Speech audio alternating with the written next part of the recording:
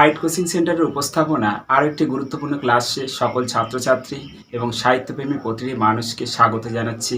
আমি সুশান্ত মণ্ডল। আমার আজকের আলোচনার বিষয় দ্বাদশ শ্রেণীর একটি গল্প, কে বাঁচে কে বাঁচায়। গল্পটি লিখেছেন মানিক বন্দ্যোপাধ্যায়। তার মহামন্বন্তর গ্রন্থে স্থান পেয়েছে, অর্থাৎ পরিমল গোস্বামী সম্পাদিত মহামন্বন্তর গ্রন্থে স্থান পেয়েছে 1944, যেটা পটভূমি 1943। সালটা 1943, বঙ্গাব্দ 1350। বাংলার বুকে যখন ইংরেজরা শাসন, শোষণ, নিপীড়ন, অত্যাচার, লাঞ্ছনা, নির্যাতন চালাচ্ছে, ঠিক সেই সময় 1350 অর্থাৎ 1943 বাংলার বুকে এক মন্বন্তরের সাক্ষী থাকে। প্রাকৃতিক বিপর্যয়ে শস্য উৎপাদনের একটু ভাটা পড়তে শুরু করে। ঠিক সেই সময় সমাজে কিছু জোতদার, জমিদার, তালুকদার শ্রেণীর মানুষ একটু চড়া দামে ফসলগুলো কিনে নিয়ে তারা গুদামে আটকে রাখতে থাকে।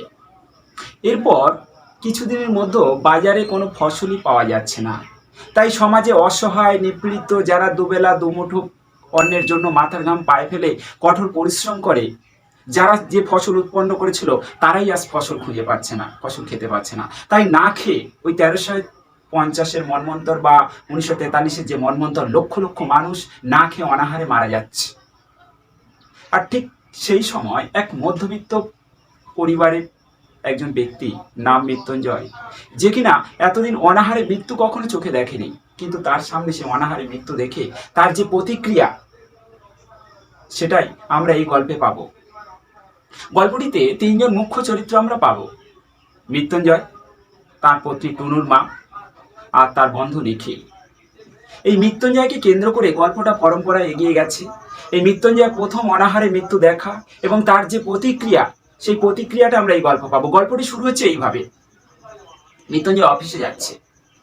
তাই বলছি, সেদিনে অফিসে যাওয়ার পথে মৃত্যুঞ্জয় প্রথম মৃত্যু দেখলো, অনাহারে মৃত্যু। এতদিন শুধু শুনে আর পড়ে এসেছে ফুটপাতে মৃত্যুর কথা, আজ চোখে পড়ল প্রথম। ফুটপাতে হাঁটা তার বেশি প্রয়োজন নেই, নইলে দর্শনটা অনেক আগেই ঘটে যেত। সন্দেহ নেই, বাড়িতে বেরিয়ে সে দুপা হেঁটে টামে ওঠে, নামে গিয়ে অফিসে প্রায় দরজায়। বাড়িটা তার শহরে এমন এক নিরিবিলি অঞ্চলে যেখানে ফুটপাত বেশিও নেই, লোকেও সেখানে মরতেও যায় না। তার বাড়ির চাকর এবং তার ছোট ভাই বাজার এবং কেনাকাটা করে। মৃত্যুঞ্জয়ের কয়েক মিনিটে সুস্থ শরীরটা অসুস্থ হয়ে গেল। মনে আঘাত পেলে মৃত্যুঞ্জয়ের শরীরে প্রতিক্রিয়া হয়, আর মানসিক বেদনাবোধের সাথে চলতে থাকে শারীরিক কষ্টবোধ। মৃত্যুঞ্জয় অফিসে ঢুকে তার ছোট্ট কুঠিরিতে গিয়ে চেয়ারে যখন সে ধপ করে বসে পড়ল, তখন সে রীতিমতো কাবু হয়ে গেছে। একটু বসে সে উঠে গেল কল ঘরে, দরজা বন্ধ করে বাড়ি থেকে যা কিছু খেয়ে এসেছিল, ভাজা, ডাল, তরকারি, মাছ, দই সব প্রায় বমন করে উঠে দিল। পাশের কুটির থেকে তার বন্ধু নিখিল যখন তার খবর নিতে এলো, তখন সে কলঘর থেকে ফিরে কাঁচের গ্লাসে জল পান করে শূন্য দৃষ্টিতে দেয়ালের তাকিয়ে আছে। অফিসে সে আর নিখিল প্রায় সমপদস্থ, শুধু একটা বাড়তি দায়িত্বের জন্য মৃত্যুঞ্জয় 50 টাকা বেশি পায়। নিখিল রোগা, তীক্ষ্ণ বুদ্ধি, একটু আলসে প্রকৃতির লোক। মৃত্যুঞ্জয়ের থেকে 2 বছর আগে বিয়ে করে, অর্থাৎ 8 বছরে সে মোট 2টি সন্তানের পিতা হয়েছে। সংসারে তার নাকি মন নেই। অবসর জীবনটা সে বই পড়ে আর চিন্তার জগৎ গড়ে তুলে কাটিয়ে দিতে চায়। অন্য সকলের মতো মৃত্যুঞ্জয়কে সে খুবই পছন্দ করে। মৃত্যুঞ্জয় শুধুমাত্র সরল দরদি মানুষ বলেও নয়, সৎ সরল প্রকৃতিও বলে নয়, মানব সভ্যতার সবচেয়ে প্রাচীন, পচা, ঐতিহ্য, আদর্শবাদ কল্পনার তাপস বলে। মৃত্যুঞ্জয় দুর্বল চিত্ত, ভাবপ্রবণ, আদর্শবাদী বলে কোনো কথা ছিল না। দুটো খোঁচা দিয়ে খেপিয়ে তুললে মনের পঞ্জীভূত রাগ বেরিয়ে এসে তাকে অবজ্ঞেয় করে দিত। কিন্তু মৃত্যুঞ্জয়ের ক্রিয়া প্রতিক্রিয়া শ্লথ, নিস্তেজ নয়, শক্তির একটা উৎস আছে। অব্যয়কে শব্দরূপ দেওয়ার চেষ্টা যে শক্তি বহুক্ষ হয়ে গেছে মানুষের মধ্যে, তারই প্রতিভূ মৃত্যুঞ্জয়। তাই নিখিল মাঝে মাঝে কাবু হয়ে যায় মৃত্যুঞ্জয়ের রকম দেখে, আর মনে মনে ভাবে সে নিখিল না হয়ে মৃত্যুঞ্জয় হলে মন্দ ছিল না। মৃত্যুঞ্জয়ের রকম দেখে নিখিল অনুমান করতে পারল বড় একটা সমস্যার সঙ্গে সংঘর্ষ হয়েছে তার। সারসিতে আটকানো মৌমাছির মতো সে ছটপট করছে। স্বচ্ছ সমস্যা, অর্থহীন, অনুচিত কাঠিন্য। নিখিল প্রশ্ন করল, কি হলো তোমার? মৃত্যুঞ্জয় ধীরে ধীরে জবাব দিল, মরে গেল, না খেয়ে মরে গেল। আনমনে অর্ধভাষণে আর্তনাদ করে উঠল মৃত্যুঞ্জয়। নিখিল আরো কয়েকটি প্রশ্ন করে মনে হলো মৃত্যুঞ্জয়ের ভিতরটা সে পরিষ্কার দেখতে পাচ্ছে। ফুটপাতে মৃত্যুর মতো সাধারণ সহজবোধ্য ব্যাপারটি মৃত্যুঞ্জয় ধারণা করতে পারছে না। তাই তার ক্ষুদ্র ধারণা শক্তি স্থলিতে পাহাড় প্রমাণ মাল মশলা ঢোকানোর চেষ্টা করছে নিখিল। ফুটপাতের মৃত্যু কি এবং কেমন, ক্ষুধার জ্বালা বেশি না মৃত্যু যন্ত্রণা বেশি ভয়ঙ্কর, ইত্যাদি ইত্যাদি। কিন্তু নিখিল প্রশ্ন করলে জবাবে মৃত্যুঞ্জয় বলে অন্য কথা।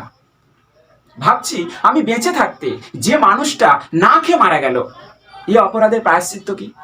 আমি জেনে শুনে 4 বেলা করে খেয়েছি, অথচ যথেষ্ট রিলিফ ওয়ার্ক হচ্ছে না লোকের অভাবে। আর আমি ভেবে পাই না কি করে সময় কাটাবো। ধিক, শত ধিক আমাকে। মৃত্যুঞ্জয়ের চোখ ছলছল করে আসে। নিখিল চুপ করে যায়, কারণ দরদের চেয়ে ছোঁয়াচে কিছু নেই এই জগতে।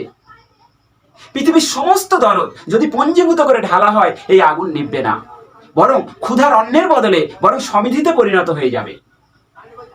ভিক্ষা দেওয়ার মতো অস্বাভাবিক পাপ যদি আজ পূর্ণ হয়ে থাকে, তাহলে জীবন ধারণে মানুষের অন্যের দাবি জন্মাবে কিসে? রূঢ় বাস্তবের নিয়মকে উল্টে আধ্যাত্মিক নীতি করা যায়, কিন্তু সেটা হয় অনিয়ম। পৃথিবীর যত কোটি মরা এ পর্যন্ত চিতায় আগুনে পড়ানো হোক না কেন, পৃথিবীর সমস্ত জ্যান্ত মানুষগুলো যদি চিতায় তুলে দেওয়া হয়, তাহলে তাদেরকে পুড়িয়ে ভস্মীভূত করে দেবে। বিক্ষুব্ধ চিত্রে এইসব কথা ভাবতে ভাবতে নিখিল সংবাদপত্রটি তুলে নিল, আর চোখ বুলিয়ে যেতে গিয়ে নজরে পড়ল এখনো ভালো করে সদ্গতির ব্যবস্থা করে গোটাকুড়ি মৃতদেহকে স্বর্গে পাঠানো হয়নি। সেই সূত্রে হাহুতাশ মন্তব্য করা হলো। কদিন পরে মাইনের টাকা এলো। নিখিল প্রতি মাসে 3 জায়গায় কিছু কিছু টাকা পাঠাতে হয়। আজ মানি অর্ডারের ফর্ম এনে তিনি ভেবে ঠিক করছে যে 3 জায়গায় 5টি করে টাকা কমিয়ে দেবে কিনা। ঠিক সেই সময় মৃত্যুঞ্জয় তার কাছে এসে বসলো। একতারা নোট তার সামনে রেখে বলল, আমাকে একটা কাজ করে দিতে হবে ভাই। নিখিল বলল, আমি কেন, আমি পারবো না। নিখিল ধীরে ধীরে টাকাটা গুনল, তার সমস্ত মাইনেটা। নিখিল তাকে প্রশ্ন করলো, হ্যাঁ রে, মাইনের টাকায় তোর মাস চলে না, মাসের শেষে ধার করিস, আর এই মাইনেটা বলছে এটা কোনো রিলিফ ফান্ডে দিয়ে আয়। আমাকে কিছু একটা করতে হবে ভাই, কারণ আমি ঘুমাতে গেলে ঘুমাতে পারি না, খেতে গেলে খেতে পারি না। আমার একবেলার খাওয়া বিলিয়ে দিয়েছে আমার আর টুনুর মায়ের। মৃত্যুঞ্জয় জ্বর হলে যেমন দেখায় গোলগাল মুখটা ঠিক সেই রকম থমথম করছে। নিখিল বলল, টুনুর মায়ের যে স্বাস্থ্য, তাহলে একবেলা খেলে দিন 15-20 টিকতে পারবে। মৃত্যুঞ্জয় ঝাঁঝিয়ে ওঠে, আমি কি করব? কত বলেছি, কত বুঝিয়েছি, আমি না খেলে উনি খাবেন না, আর তার স্বামী না খেলে স্ত্রী খাবেন না। এটা অন্যায় না, অত্যাচার না? মরে তো মরবে না খেয়ে, আমি কি করব? নিখিল ভাবছিল বন্ধুকে বুঝিয়ে বলবে, এভাবে দেশের লোককে বাঁচানো যায় না। যে অন্ন পাওয়া যাচ্ছে সে অন্ন কারোর না কারোর পেটে যাবে। যে রিলিফ চলছে তা শুধু একজনের বদলে আরেকজনকে খাওয়ানো। আড়ালে যারা মরছে তাদেরকে মরতে দিয়ে সামনে যারা মরছে তাই 2-1 জনের বাঁচানো সান্ত্বনা মাত্র। কিন্তু এসব কোনো কথা সে বলতে পারল না। সে শুধু বলল, ভুঁড়িভোজটা অন্যায়, কিন্তু না খেয়ে মরাটা উচিত নয় ভাই। আমি কেটে ছেটে যতদূর সম্ভব খাওয়া কমিয়ে দিয়েছি। বেঁচে থাকতে যতটুকু প্রয়োজন আমি ততটুকুই খাই। আর সেইটুকু যদি উপার্জন করার শক্তি বা সামর্থ্য আমার থাকে, তাহলে আমি কাউকে না দিয়ে সেটা আমি নিজে খাবো। নীতি ধর্মের দিক থেকে বলছি না, সমাজ ধর্মের দিক থেকে বলছি। 10 জনকে খুন করাচ্ছে নিজে না খাইয়ে মারা বড় পাপ। এই কথা শুনে মৃত্যুঞ্জয় বলছে, ওটা পাশবিক স্বার্থপরতা। নিখিল বলছে, যারা না খেয়ে মরছে তাদের যদি এই পাশবিক স্বার্থপরতা থাকতো, তাহলে এক কাপ অখাদ্য গুয়েল দেওয়ার বদলে তাদের যদি স্বার্থপর করে তোলা হতো, তাহলে বাংলায় কেউ অন্ন থাকতে না খেয়ে মরতো না। সে অন্য 1000 মাইল দূরে থাক, আর 31টি তালা লাগানো গুদামেই থাক। এই কথা শুনে মৃত্যুঞ্জয় বলছে, তুই পাগল নিখিল, তুই বদ্ধ পাগল। এই কথা বলে মৃত্যুঞ্জয় উঠে গেল। দিন দিন মৃত্যুঞ্জয় যেন কেমন হয়ে যেতে লাগলো। অফিসে যায় না, কিংবা অফিসে যায় দেরি করে, চুপচাপ বসে থাকে, কাজের ভুল করে, তারপরে একটু বসে তারপরে নিজের মতো চলে যায়। মৃত্যুঞ্জয়ের আর বাড়িতে পাওয়া যায় না। সে শহরে আদি অন্তহীন ফুটপাত ধরে ঘুরে বেড়ায়, গাছের তলায় ঘুরে ঘুরে বেড়ায়, ডাস্টবিনের ধারে ঘুরে ঘুরে বেড়ায়। যারা দুমুঠো অন্যের জন্য সেই সারাটা দিন ধরে অপেক্ষা করে কখন সন্ধ্যা হবে, একটু রোয়াকে উঠবে, আবার ভোর 4টে থেকে লঙ্গরখানায় লাইন দিয়ে দাঁড়িয়ে থাকবে। মৃত্যুঞ্জয় যতজন সম্ভব তাদের সঙ্গে আলাপ করে এবং লঙ্গরখানা খুঁজে খুঁজে বের করে। এখন আর তাদের সঙ্গে আলাপ করে না, কারণ যার সাথে আলাপ করে না প্রত্যেকের কথা এক। কোথায় থেকে কিভাবে কোথায় কি হয়ে গেল, কিভাবে তাদের জীবন তছনছ হয়ে গেল, তারা কিছুই বলতে পারছে না। এদিকে মৃত্যুঞ্জয়ের বাড়ির অবস্থা শোচনীয় হয়ে পড়েছে। টুনুর মা বিছানা নিয়েছে, থেকে থেকে ছেলে বুড়ো সবাইকে তাগিদ দিয়ে বেড়ায় তারা যেন মৃত্যুঞ্জয়কে একটু খুঁজে আনে, অর্থাৎ তাকে যেন একটু দেখে রাখে। বাড়ির ছেলে বুড়ো সবাই বাইরে যায়, কিন্তু শহরের কোন জঞ্জালে কোন আস্থা করে তাকে খুঁজে পাবে। তাই তারা একটু বাইরে কাটিয়ে এসে বলছে, হ্যাঁ মৃত্যুঞ্জয় আসছে, একটু পরেই আসছে। এদিকে বাড়ির সবাই মুখ থমথমে, বাচ্চারা ক্ষুধার জ্বালায় হাঁটতে থাকে। এবং ঠিক সেই সময় নিখিলকে তার বাড়িতে আসতে হয়। নিখিলকে দেখে টুনুর মা বলে, ঠাকুরপো তিনি যেন তার সঙ্গে সঙ্গে একটু থাকেন, একটু যেন দেখে রাখেন। এই কথা শুনে নিখিল বলে, বৌদি আগে আপনি সুস্থ হয়ে উঠুন, সংসারের দিকে তাকান, তাহলে যতক্ষণ পারি আমি সঙ্গে থাকবো, নচেত নয়। এই কথা শুনে টুনুর মা বলে, আমি সুস্থ হতে পারলে আমি তোর সঙ্গে ঘুরতাম ঠাকুরপো। ঘুরতেন? হ্যাঁ নিশ্চয়ই, ওর সঙ্গে থেকে থেকে আমি অনেকটা ওর মতো হয়ে যাচ্ছি। উনি পাগল হয়ে যাচ্ছে আর আমার মনে হচ্ছে আমি পাগল হয়ে যাব। ছেলেমেয়ের জন্য কখনো চিন্তা হয় না, শুধু মনে পড়ে ওই ফুটপাতবাসী লোকগুলির কথা। ও আমাকে কদিন সঙ্গে করে নিয়ে গিয়েছিল। একটু চুপ করে থেকে আবার বলে, আচ্ছা ঠাকুরপো কিছুই কি করা যায় না? কি একটা হতাশা জমেছে মানুষটার মনের মধ্যে। যথা সর্বস্ব দান করলেও কিছুতেই কিছু করা যাবে না, মুষ্টে যাচ্ছে দিনকে দিন। নিখিল শোনে আর তার মুখ কালি হয়ে যায়। এরপর মৃত্যুঞ্জয় অফিসে আসা বন্ধ করে দিয়েছে। নিখিল অনেক চেষ্টা করে মৃত্যুঞ্জয়ের ছুটি মঞ্জুর করিয়াছে, কিন্তু মৃত্যুঞ্জয় অফিসে তো যায় না, মৃত্যুঞ্জয় বাড়িও যায় না। মৃত্যুঞ্জয়ের ঘোরাফেরা স্থানগুলো এখন পরিষ্কার হয়ে গেছে। নিখিল অফিস ছুটির পর মৃত্যুঞ্জয়ের কাছে যায়, তার আগেকার যুক্তিতর্ক এখনকার যুক্তিতর্ক তাকে বোঝাতে চেষ্টা করে কেন সে এমন কাজ করছে। কিন্তু যতই উল্টে পাল্টে বোঝাক না কেন, মৃত্যুঞ্জয়ের চোখ দেখলে বোঝা যায় সে আর কথার মার পেঁচা কিছুই বুঝতে পারছে না। কমে কমে নিখিলকে হাল ছেড়ে দিতে হয়।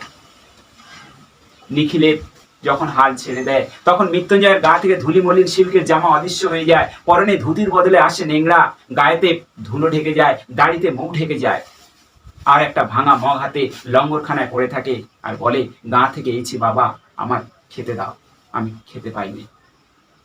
অদ্ভুত একটা মানবিক আবেদনে সমৃদ্ধ গল্প, অর্থাৎ 1350-এর মহামন্বন্তরের পটভূমিকায় মানুষটার মাথা খারাপ হয়ে গেছে। অদ্ভুত একটা দৃশ্য এই গল্পের মধ্যে ফুটিয়ে তোলা হয়েছে। মানুষটি চাইলে হয়তো আরো দুজনকে বাঁচাতে পারতো, কিন্তু তার মধ্যে এমন এক মানসিক প্রতিক্রিয়া জন্মেছে যে একজন কিছুতেই কিছু করা যাবে না এই ভয়ঙ্কর বিপদে, তাই তার এমন অবস্থা, করুণ দৃশ্য।